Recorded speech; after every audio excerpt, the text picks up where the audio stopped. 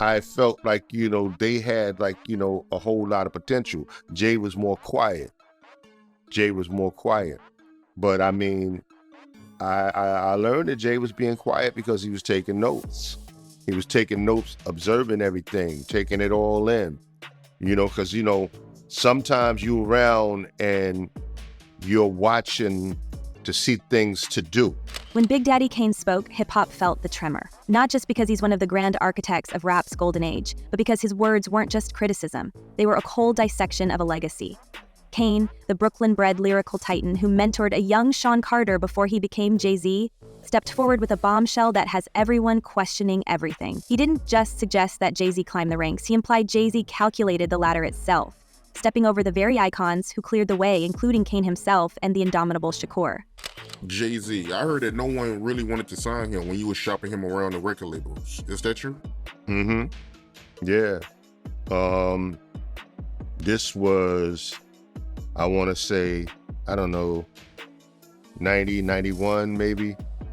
We was, we recorded some songs, probably about 4 or 5 songs on Jay-Z, and shopped them to several different record labels, and they all passed. The allegation didn't come lightly. Kane, a man revered for both his bars and his brotherhood in the game, wasn't hurling shade, he was naming names. He framed Jay-Z's meteoric rise not as a product of chance or hustle, but of cold precision. Kane says Jay-Z used him, and later Shakur, as human launch pads. If true, that's not just a tactical maneuver. That's betrayal, with beats playing in the background. We're talking about the ultimate act of disloyalty inside a culture built on street codes and unspoken oaths. How many thought Jay-Z's ascent was all hustle, all grind?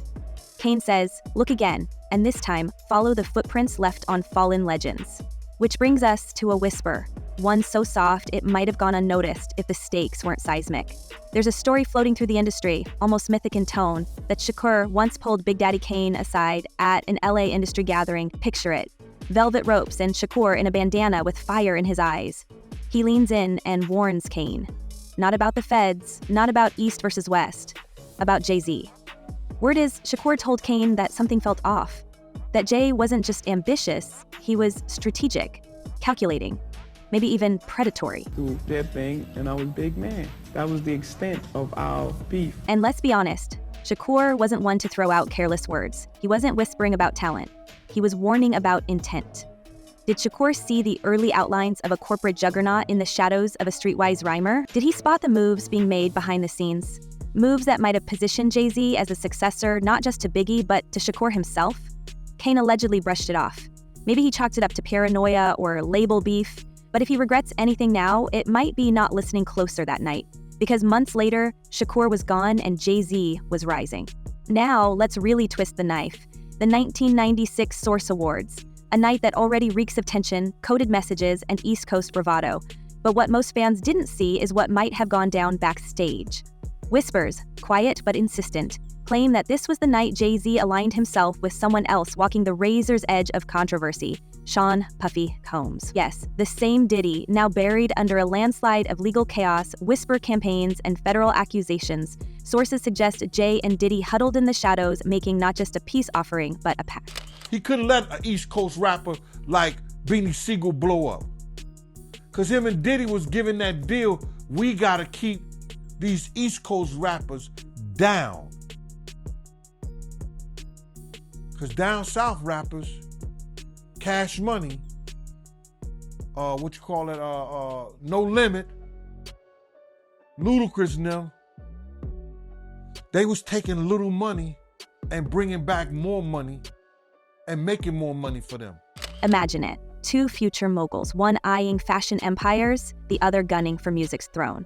Did they seal an alliance right then that would sideline anyone unwilling to play the game? Was this the moment Jay-Z turned away from the raw loyalty of the old school kings, Kane, Shakur, even Biggie, and chose instead the cold strategy of empire building? The timing lines up eerily. By the end of that decade, Jay-Z was no longer a protege, he was the face of the industry. It's not just Kane's accusation that lands like a hammer. It's the context. Jay-Z, the man who once sold substances in Marcy stairwells, has since become the world's richest musician.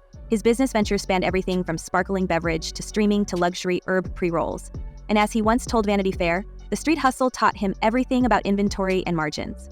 But Was the rap game just another product to scale? Was every friendship simply a bridge to burn once crossed? You understand? I think that they don't want, if they was in any of those freak-off tapes, if they played a part in any of those Diddy sessions, they don't want it to get out to the general public to make up their brand. Because as these accusations stack and as we peer backward through the fog, things get harder to ignore. The fact that 50 Cent, never shy with his venom, just publicly torched Jay-Z for standing by Diddy is more than petty shade. It's a flashbang in the middle of an already suspect timeline. "Friends to the NJ, are you still there?" he wrote, dragging Jay-Z back into Diddy's orbit at the very moment Diddy's empire is crumbling under serious charges. 50's not subtle. He's daring Jay-Z to pick a side, to stop lurking behind Roc Nation boardrooms, and finally answer for the company he keeps. And then there's the footage, the old party photos. Jay-Z and Diddy arm in arm, all smiles, all swagger. In retrospect, those pictures feel like clues, like puzzle pieces in a much darker portrait. With Diddy now accused of everything from trafficking to conspiracy, and TikTok ablaze with rumors of deeper, darker collaborations, how long before Jay-Z's silence starts to sound like complicity? What if the warning signs were always there? Shakur tried to raise the alarm. Big Daddy Kane is sounding it again louder this time and from a place of hard-earned wisdom. And as the lawsuits pile up, as the conspiracy theories catch fire, and as even old collaborators like Jaguar Wright crawl out of the shadows to call Jay and Beyonce a nasty little couple, we're left to wonder, was this empire always built on broken alliances and backroom deals? Or did Jay-Z just play the game better than anyone else ever dared? And that was to destroy East Coast rap. And what I mean by that, and I know people gonna be like, yo, Gene is out of his mind and everything like that. Check this out, brother. The 1996 Source Awards were already soaked in tension before a single trophy left the table. Suge Knight had thrown his infamous jab the year before. Death Row and Bad Boy were locked in a cold war with bullets, and everyone backstage could feel it, that charged air, thick with ego and fear.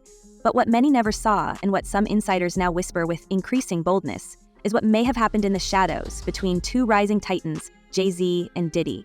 Not a beef, not a diss, a meeting, a pact, a quiet understanding forged not in friendship, but in ambition. We're told the cameras didn't catch it, but a former Def Jam staffer claims Jay-Z and Diddy disappeared for nearly 20 minutes backstage, and when they emerged, something had shifted. Jay, still climbing, suddenly found doors open that had been bolted shut just months before. Studio access, media deals, radio play, the kind of momentum no mixtape alone could guarantee. Diddy, already deeply embedded in the industry machine, seemed to absorb Jay-Z as an extension of his brand. Was it just business? Or was it a consolidation of power, a calculated partnership between two men who knew the game could only crown one king? After they are done with Diddy, Jay-Z is up next to be exposed, right? From that moment on, their fortunes seemed eerily entwined. Jay-Z's ascent accelerated, Diddy's reach expanded, and almost as if fate had been bought and brokered, the voices of certain rivals began to vanish, some literally, some in influence. Could that 1996 meeting have been the true beginning of an unholy alliance? One that would cast a shadow over hip-hop for decades?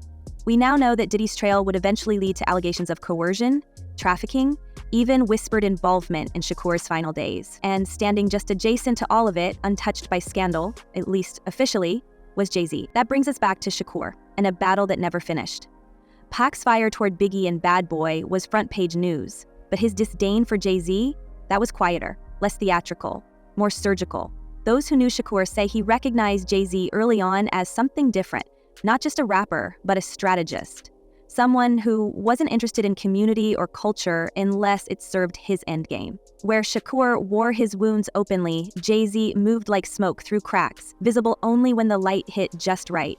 And maybe that's why Pac, despite being louder with others, watched Jay-Z the closest. Some even say he feared him.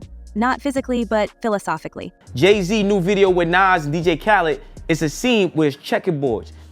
These are all occult Satanists. It's no secret Shakur saw hip-hop as a revolution, not a commodity.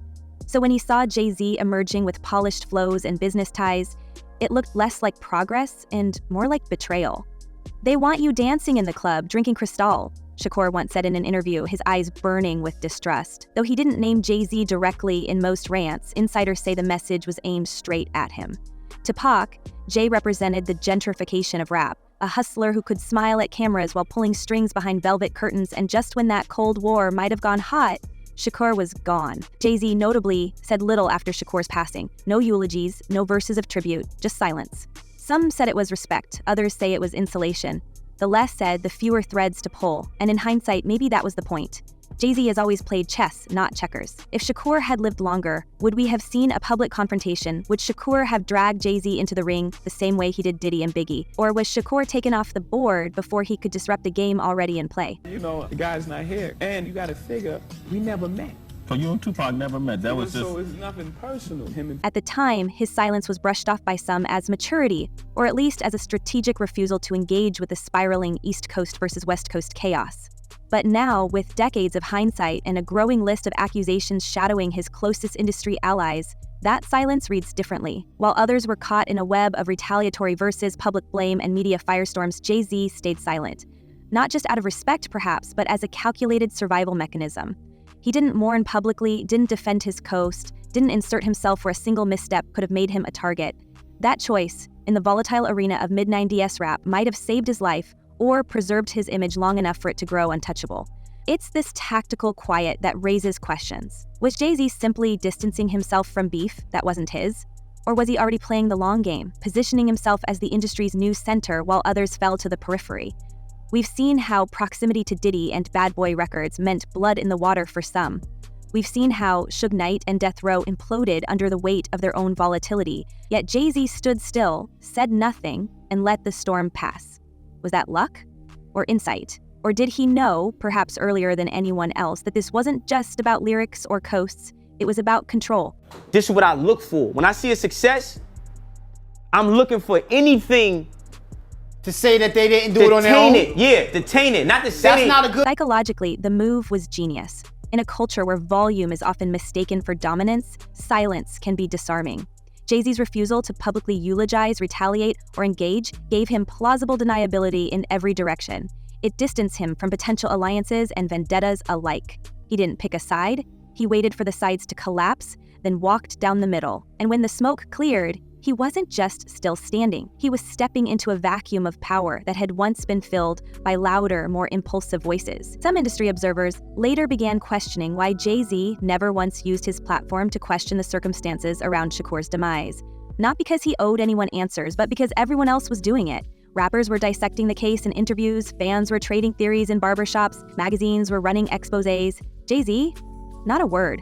Not even a reference tucked inside a verse. His emotional detachment from one of the genre's most seismic losses seemed almost clinical, and when viewed through the lens of what came next, his flawless ascension, his careful alliances, it starts to feel less like a void and more like a deliberate omission. Is it really a conspiracy if the same person keeps benefiting off the same kind of tragedy over and over? And here's where the speculation turns darker. That restraint, so polished and so absolute, mirrors the behavior of someone playing a deeper game. Not someone who feared the feud, but someone who knew too much to ever get pulled into it. We're talking about a man who even then was being mentored by powerful industry players, some of whom are now facing lawsuits, indictments, and serious allegations. Did Jay-Z know which threads not to tug? Did he already understand that even a casual comment could expose the wrong connection? Or reveal just how close he truly was to the machinery behind the scenes? That's the twist.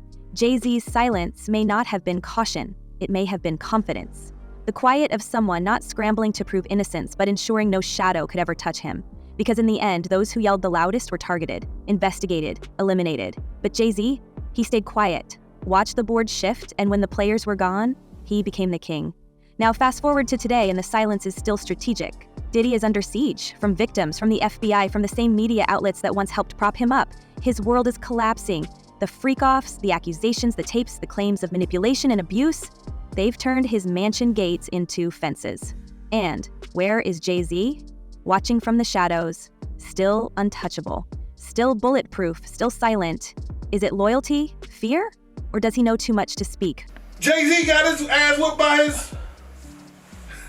his sister-in-law on camera. What's her name? Solange. You got his ass. The feds ain't step in and do nothing. The feds don't care about you getting your ass whooped. Even 50 Cent, never one to bite his tongue, has gone public with his scorn. He mocked Jay's connection to Diddy, asking, "Jay, are you still there?" And behind that joke is a brutal question.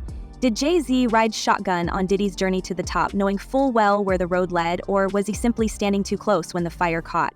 It's telling that in all the lawsuits, all the statements, Jay's name keeps coming up, not as a defendant, but as a fixture. He's always there, not accused, but never quite absent. And then there are the TikTok conspiracies, the ones that start as jokes and end up giving us chills. The theories about celebrity demises, the J. Cole lyrics, the dates, the symbolism. Some of it is nonsense, sure, but some of it makes you pause. Because at a certain point, when the same names keep circling the same scandals, you have to wonder if coincidence is just camouflage. Jaguar Wright, once close to the Carters, calls them a nasty little couple. She claims to know victims, she claims to know secrets, and no one, not even Beyonce, has addressed her directly. Silence, again, where a denial should have been easy. I want you to think about this. Allegedly, Sean Carter is responsible for enacting Hype Williams to put Aaliyah on a faulty plane to move her out the way as punishment for rejecting him, and so he could level up Beyonce, who was struggling. So now we're looking at Jay-Z not just as a mogul, but as a myth. A man who went from crack corners to corporate boardrooms with almost surgical precision, who partnered with billion-dollar brands, married the most powerful woman in music, and turned himself into a legacy no one dares question. But beneath that empire, underneath the marble floors and platinum plaques, how many burned bridges lay buried? How many people got sidelined, silenced, or simply erased? Because let's be honest, no one climbs that high without stepping on something or someone. So here's what we're left wondering. Has Jay-Z's story always been one of genius and grit, or is it also a story of cold moves, secret deals, and alliances born in the dark? Could it be that the world's most celebrated hip-hop businessman is also its most cunning operator? And if even some of these whispers are true, what else is still hidden? Tell us what you believe. Is Jay-Z the survivor of a dangerous industry, or the architect of its most dangerous game? Stay curious, stay questioning, and stay tuned. Until next time, watch your back and your playlist.